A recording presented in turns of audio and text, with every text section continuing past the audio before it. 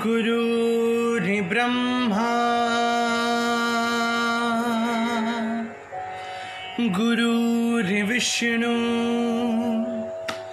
गुरुर्देव महेश्वरः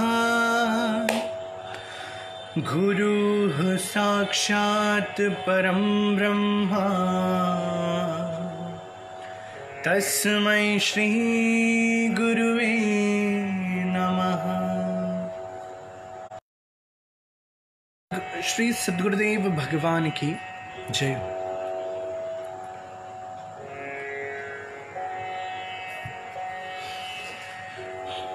अब तक तो निभाया है, आगे भी निभा देना। गुरुदेव दया करके मुझको अपना लेना। गुरुदेव दया करके मुझको अपना लेना। दल बल के साथ माया घेरे है मुझे आके। दल बल के साथ माया घेरे है मुझे आके। तुम देखते ना रहना, चलेना। गुरुदेव दया करके वो अपना लेना। जय गुरुदेव आप सभी को।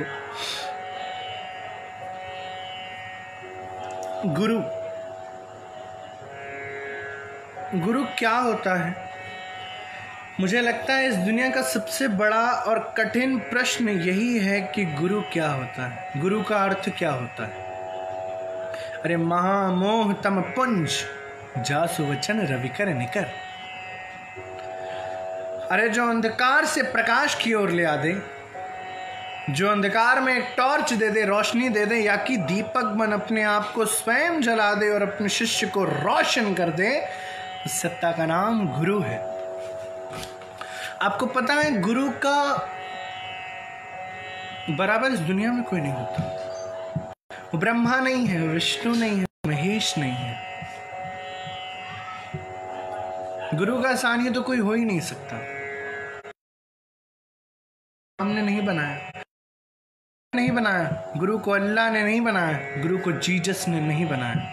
अरे गुरु तो वो सत्ता है जो सृष्टि के आदि में भी था, अभी भी है और अंत में भी जिसका अंत नहीं होगा। उस सत्ता का नाम गुरु है।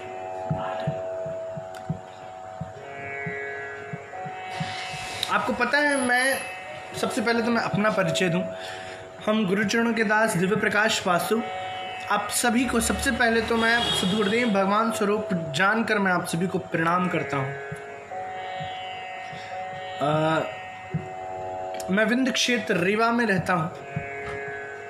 मैं विंध्य क्षेत्र का निवासी हूँ और मैं जहाँ रहता हूँ वहाँ की एक कथा है कि ये जो विंध्य सबने बारे में, विंध्य में एक बहुत बड़ा गुरु भक्त है।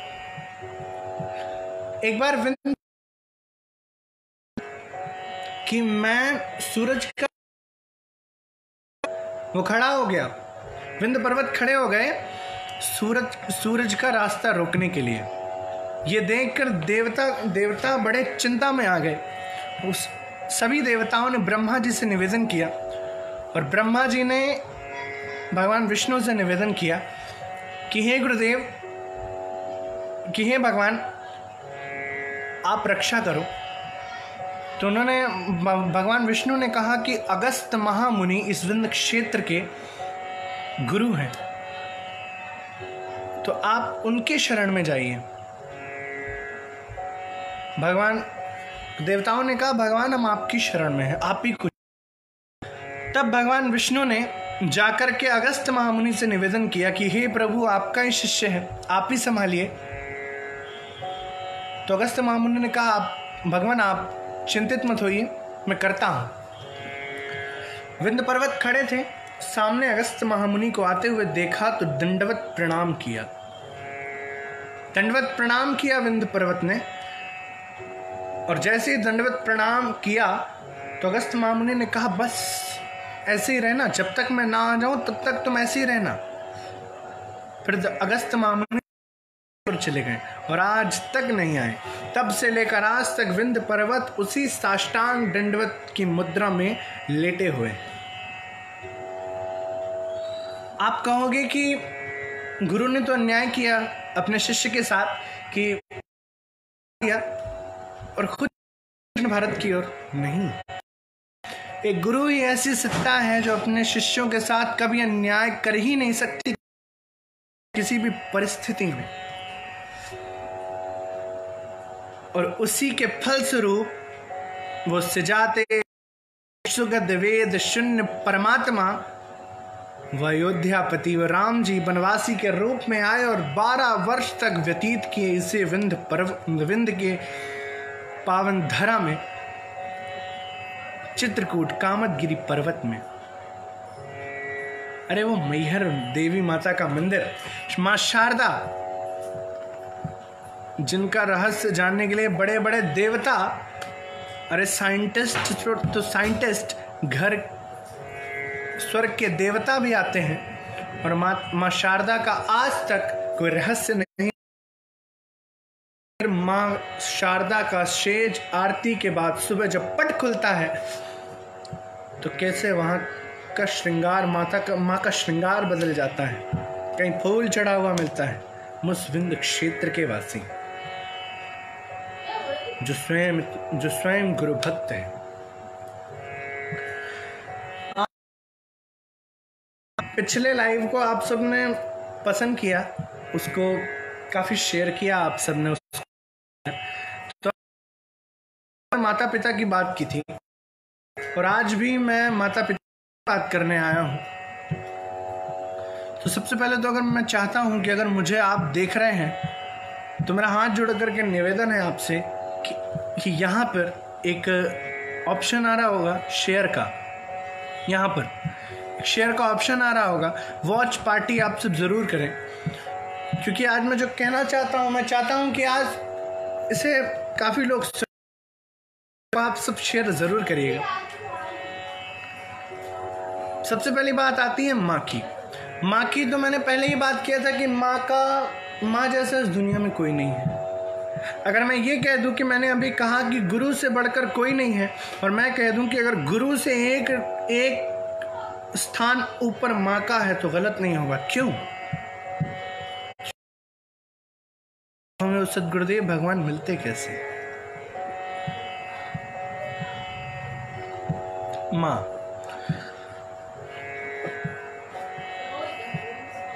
माँ बड़ा छोटा सा शब्द है। माँ, एक माँ होता है, उसके बगल में एक डंडी लग जाती है और एक चंद्रमा बन जाता है और शब्द बन जाता है माँ। बड़ा छोटा सा शब्द है भाई, इसकी क्या महिमा होगी? निवेदन करो, इसकी बहुत बड़ी महिमा है। इसकी महिमा पाने के लिए, इसकी महिमा ब्रह्मा नहीं जान सकते, इसकी महिमा विष्णु नहीं जान सकते, इसकी महिमा स्वर्ग के इंद्रादि देवता नहीं जान सकते। अरे वो ब्रह्म, वो कृष्ण जी, जिसकी ममता पाने के लिए सगुण साकार रूप में और इस धरती पर उसके मार भी खाए, वो सत्ता है।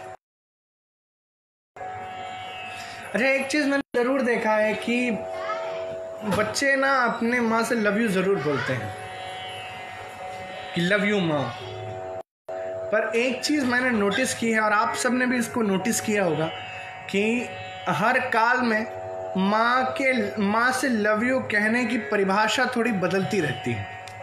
कैसे? जब एक बच्चा 4 या 5 कहता है माँ आई लव यू, तो माँ उसको जोर से गले लगा लेती है और कहती है आई लव यू टू बेटा।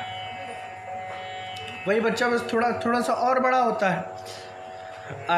जब 10 साल का होता है तो फिर से वो कहता है माँ आई लव यू। तो माँ कहती है ठीक है आज स्कूल मत जा। जब वो लड़का 18 साल का होता है वो कहता है माँ आई लव यू। तो माँ कहती है कि बता तुझे कौन सी लड़की पसंद है, मैं तेरे पापा से बात कर लूँगी। जब वो लड़का 25 साल का होता है, 30 साल का होता है, तो उसकी माँ से कहता है माँ आई लव यू। तो माँ कहती है मैंने बोला था ना उस लड़की से शादी मत कर, जिंदगी बर्बाद कर देगी तेरी। और जब वो लड़का 40 और फिर से गले लगाती है। क्यों? क्योंकि वो लड़का शायद हर जगह से बच्चे का टेंशन उसके अलग होता है, उसके पत्नी का टेंशन अलग होता है, सिर्फ उसे माँ ही नजर आती है कि मेरा अपना सिर्फ यहाँ पे ऐसा लगता है कि मुझे समझने वाली मेरी माँ है। माँ जोर से गले लगाती है, अपनी गोदी में सुलाती है। और जब वही बच्चा थोड़ा बच्चा और बड़ा होता है तो माँ से कहता है माँ आई लव यू। तो ये लव यू शायद अंतिम होता है और वो बच्चा कहता है और वो बच्चे से कहती है माँ बता कौन से पेपर पे साइन करना है मुझे। हमारी ये परिस्थितियां हैं कि हमारे माँ से लव यू कहने का भी अंदाज अलग अलग होता है। हर उम्र में माँ की लव यू का परिभाषा जो है बदल जाती है। तो आइए ना उस माँ के लिए कुछ कहते हैं और कहेंगे क्या। पूजा है तुझको पूजेंगे हरदम, माँ को ही अर्पण है ये मेरा जीवन। पूजा है तुझको पूजेंगे हर, माँ को ही अर्पण मेरा जीवन। मेरी माँ एक मंदिर है और ममता पूजा है, एक वो ही भगवान है और कोई ना दूजा है। ये मेरी कहानी है, प्यारी जिंदगानी है। आज हूँ मैं जो कुछ भी, मेहरबानी तेरी है।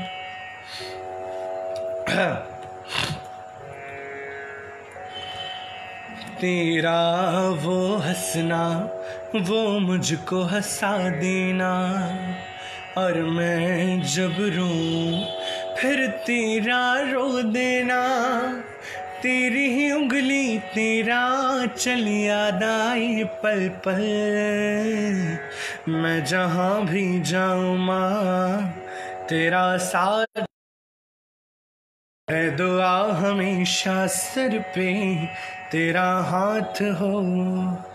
पूजा है तुझको पूजेंगे हरदम, माँ को ही अर्पण है ये मेरा जीवन।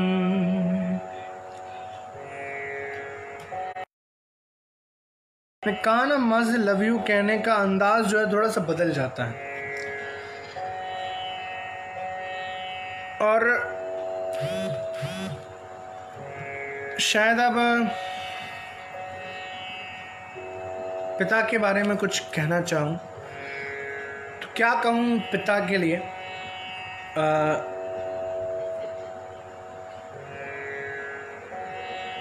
मैंने हमेशा आपको पहले भी लाइव में बताया था, मैंने आपसे निवेदन किया था कि शायद वो है जिसकी हम बड़ी याद करते। छोटी छोटी दिक्कतें तो माँ संभाल लेती, आता तो पिता ही याद आता। आज कुछ जो है अलग बात करना चाहूँगा कि पिता,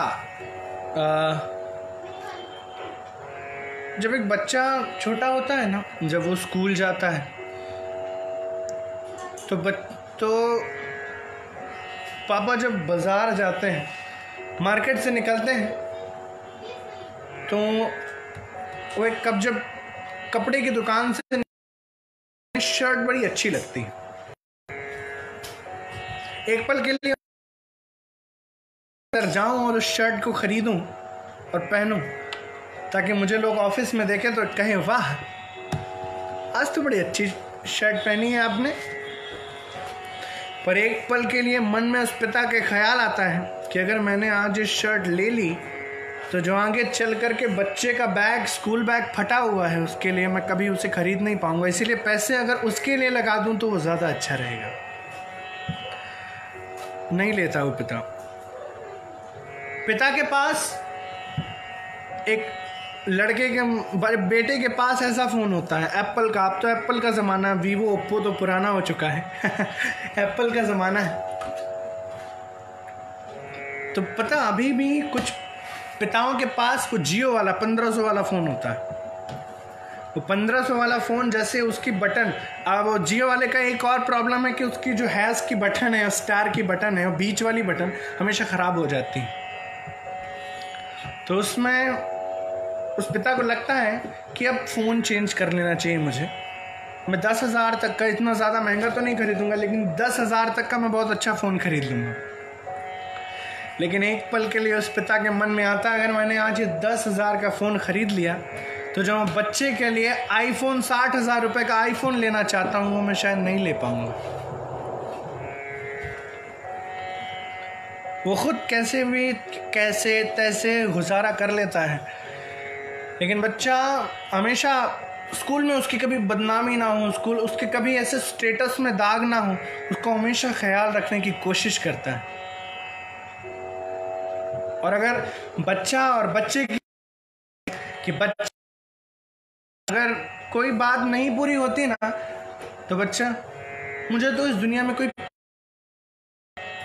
मुझे तो मेरे घर वाले समझते ही नहीं है कि मेरे फ्रेंड्स के पास ये है वो है, मेरे पास कुछ भी नहीं, मेरे पास ये डब्बा फ़ोन है, डब्बा।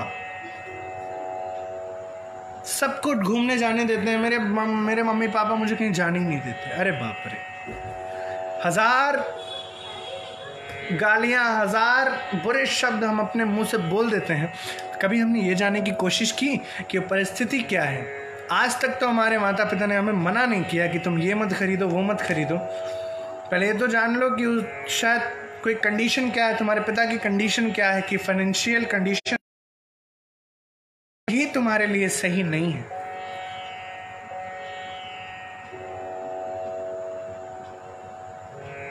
और वही बच्चा जब थोड़ा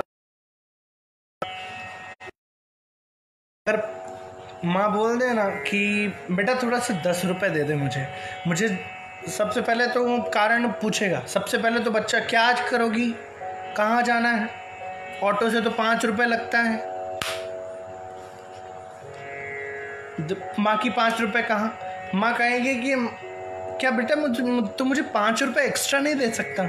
नहीं दे सकता मम्मी, बस मेरे पास इतनी कमाई नहीं कि मैं इसे फोकट में उड़ा सकूं, गरीबों को दे सकूं, ऐसा मेरे पास कोई कमाई नहीं है। मैं बड़ी मेहनत से कमाता हूं, मेरे भी बच्चे हैं, मेरी भी वाइफ है, वो भी मुझसे 1000 चीज़ें मंगाती हैं, मैं उनको कैसे पूरा करूंगा?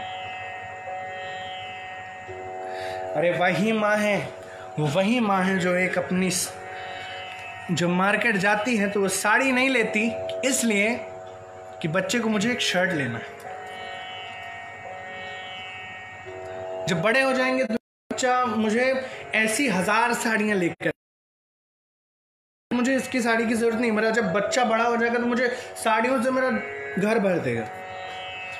और वही जब बच्चा बड़ा होता है तो उसके शब्द सुनिए कि करना क्या है, 5 रुपए भी एक्स्ट्रा नहीं दूंगा, मुझे मेरी अपनी लाइफ है, मैं कमाता हूं।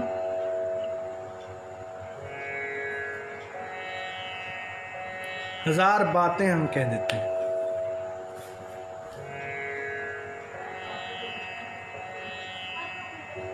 जिसके लिए तुमने इतना कुछ किया, जिसके लिए माता पिता ने इतना किया कि वो एक बच्चा बड़ा हो सके, कलेक्टर बन सके, सीए बन सके, कोई सरकारी नौकरी कर सके, जब वो उस पद पर पहुंच भी जाता है तो हमारे लिए कुछ ना करे, बस हमारा जीवन चलता रहे, हमें इतना कर दें। और वही बच्चा किसी के बाद में आकर के वृद्धाश्रम भेज देते हैं। किसी ने बड़ी अच्छी बात कही है कि वृद्धाश्रम और अनाथ आश्रम को अगर एक कर दिया जाए तो समस्या ही सॉल्व हो जाएगी। कैसे? अनाथ मिल जाएंगे जो अब शायद अपने बच्चों से भी ज्यादा उन्हें प्यार करें। आपको पता है इस दुनिया में कीमत तब समझ आती है या तो चीज नहीं होती है मिलने के बाद, चाहे हमारे पास कोहिनूर हीरा ही क्यों ना हो, हमें उसकी कोई वैल्यू नहीं होती।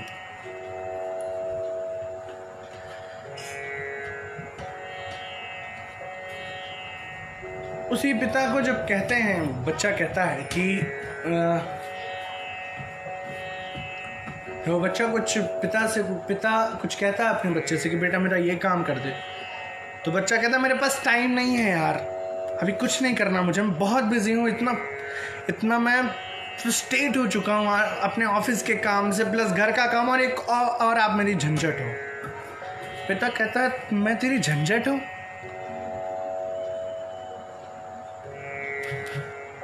अरे मैंने अपने आप को कभी नहीं देखा, हमेशा तेरी चिंता की, मैं तेरे लिए झंझट हूं?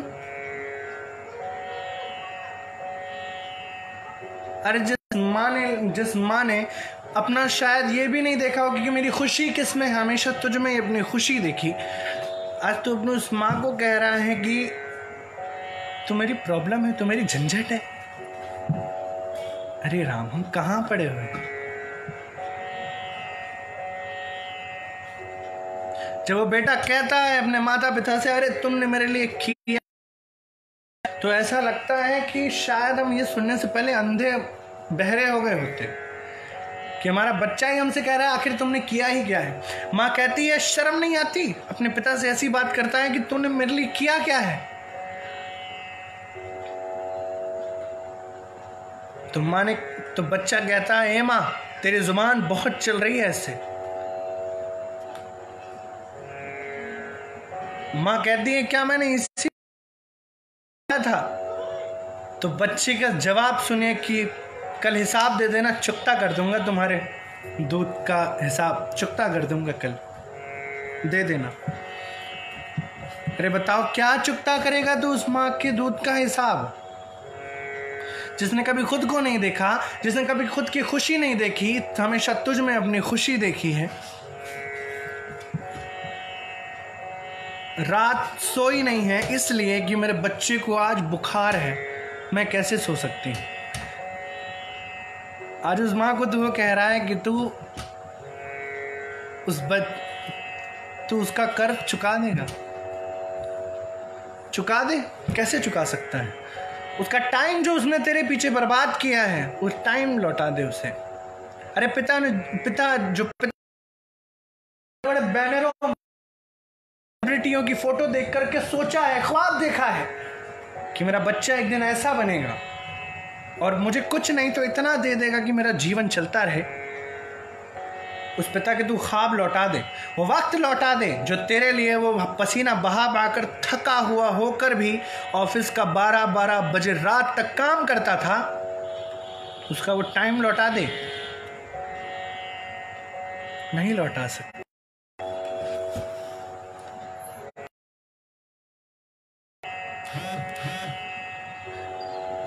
अरे हमारे वेद लिखने वाले कोई मूर्ख नहीं थे जिन्होंने ऋण, पिता का ऋण आज हम कभी चुका ही नहीं सकते। किसके लिए मर रहे हो?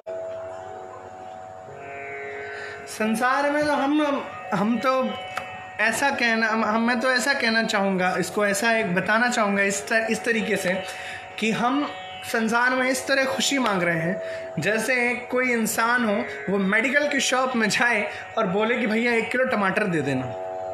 मेडिकल वाला कहेगा पागल हो गया। तो मेडिकल की शॉप में मुझसे लेने आया है टमाटर।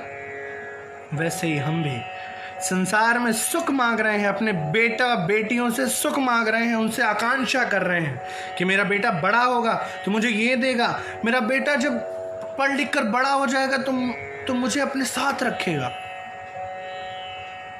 नहीं है। अरे इस संसार में तो कुछ भी नहीं है। शायद अपने भी एक टाइम पे पराये हो जाते हैं और हम हमारी विडंबना इसी संसार के पीछे उसको भूले हैं जिसमें ही परम सुख है। पत्नी पत्नी एक दूसरे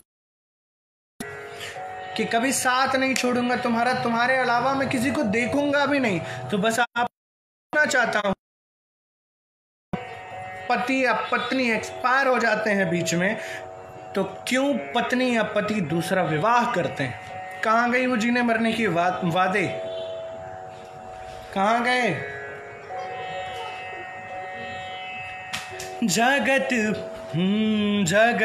प्रीत मत करियो रे मनवा, जगत प्रीत मत करियो,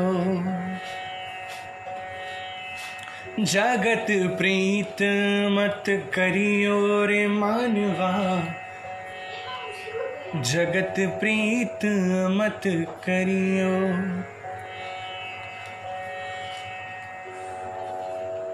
कहाँ पड़े हुए हो बेटा बेटियों के सुख पाने के लिए?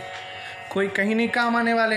एक दिन अंत में बेटा बेटी यही कहने वाले हैं कि तुमने मेरे लिए किया क्या है।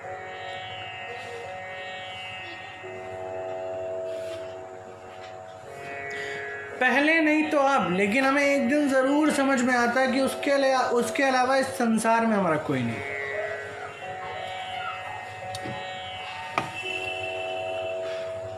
मैं आपसे पूछना चाहता हूँ, उन बच्चों से पूछना चाहता हूँ, मैंने सुना है कि बुढ़ापा और बचपन एक जैसा होता है, एकदम उसमें दोनों में बहुत समानता होती है।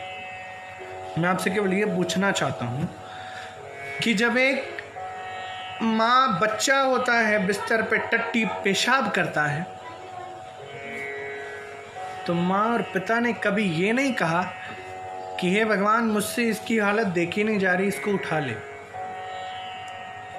लेकिन बुढ़ापे में जब माँ बाप ऐसे लेटे हुए होते हैं, वहीं पे टट्टी पेशाब करते हैं, तो बच्चे के मुंह से यही निकलता है, हे भगवान इसे उठा ले, देखी नहीं जा रही। अरे उठाने का काम तो उसका है, तो मना क्यों रहा है?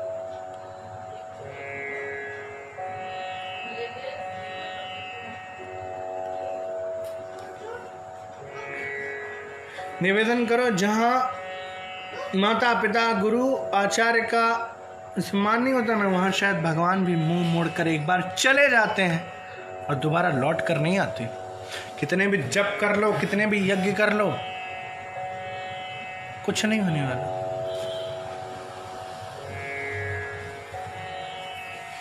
तो आइए, बस इतनी ही बात मुझे आज मेरे मन में चल रही थी, तो मुझे ऐसा लगा कि मैं बोल दूं ऐसा लाइव आकर के। एक बार जितने लोग भी मुझे देख रहे हैं, सॉरी मैं कमेंट नहीं पढ़। जया जी जय गुरुदेव, संजय बंसल जी जय गुरुदेव, मुस्कान जी बहुत बहुत धन्यवाद आपका, थर तिवारी साईं, सुरेंद्र पांडे जी, देवेंद्र पांडे जी, जितेंद्र पांडे जी, वीरू जी जय गुरुदेव। चलिए, दोबारा कभी ऐसा मौका मिला लाइव आने का तो ज़रूर आप सबके सामने मैं आऊँगा और अपनी बात, कुछ मन की बातें कहने की कोशिश करूँगा। तो चलिए, जय गुरुदेव आप सभी।